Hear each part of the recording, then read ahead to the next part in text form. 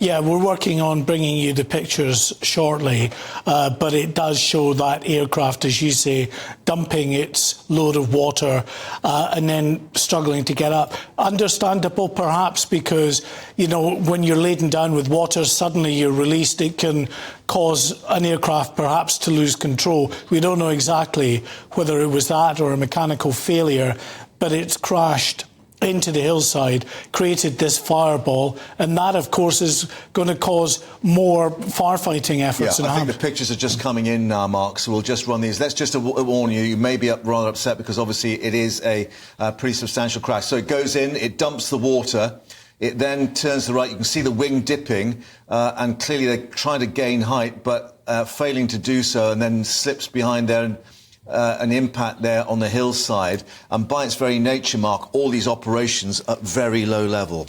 Yeah, it's one of the most dangerous endeavours that any pilot can undertake, is being part of these sort of water bombing missions, because you're having to take on a very significant amount of water, which ladens that aircraft down and makes it far less manoeuvrable. Centre of gravity, literally. Yeah, and then you're actually having to come in low over these areas of flames.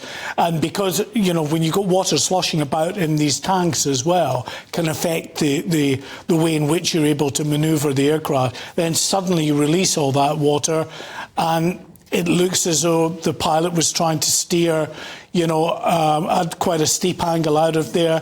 Didn't manage it. But yes, you're right. This is a terrible blow to the firefighting efforts. That's, of course, a tragedy for those involved. It's also a crucial firefighting aircraft now taken out of service. That's and what I another. wanted to ask you. Sorry, how essential are these sorts of aircrafts in fighting these wildfires? Well, very significant. I mean, there's a handful that Greece will have to be available to fight fires in Greece. But of course, there are multiple wildfires in locations across Greece. Evia itself, the fires are on the southern portion of that island. It's Greece's second largest island.